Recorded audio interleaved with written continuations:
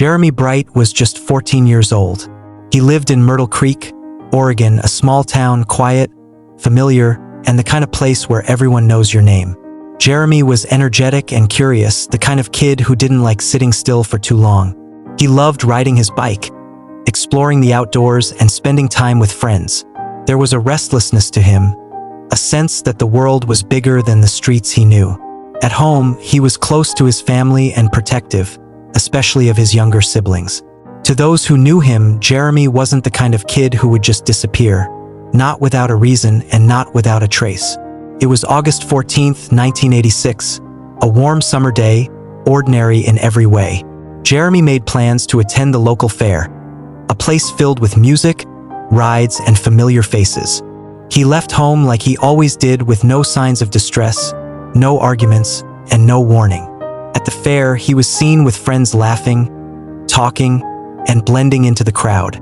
But as the hours passed, something shifted. Witnesses later recalled small details, moments that didn't seem important at the time. A conversation that felt tense, a group that formed then broke apart, and then Jeremy was gone. No one could say exactly when or how.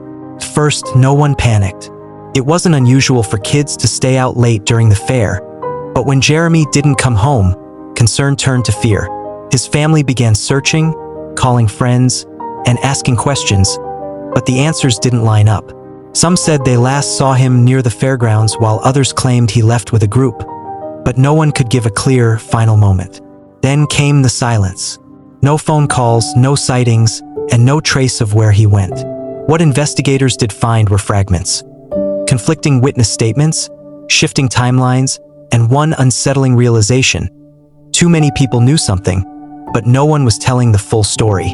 The prime focus quickly turned to the group Jeremy had been seen with that day.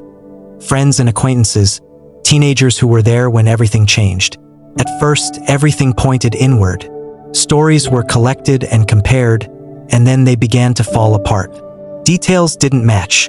Some accounts changed over time, while others contradicted each other completely. Rumors spread through the town. Whispers of a fight, of something going wrong, of something being covered up.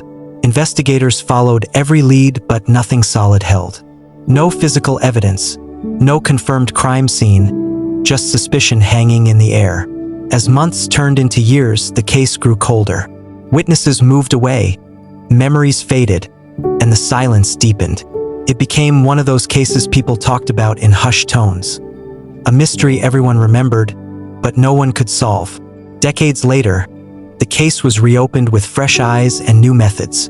Investigators revisited old statements and re-examined timelines, looking for something that had been missed, something small, something overlooked.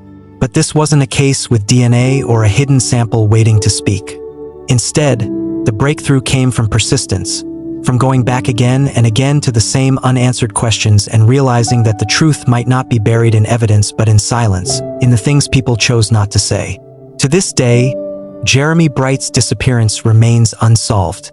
No arrests, no confirmed answers, only theories and the weight of what might have happened. His family has spent decades searching for closure, holding on to hope while facing the unknown. Because sometimes justice isn't delayed, it's absent. And the hardest truth is not knowing who to blame. In a town that remembers everything, the most important detail is still missing, and the silence left behind may be the only witness that never lies.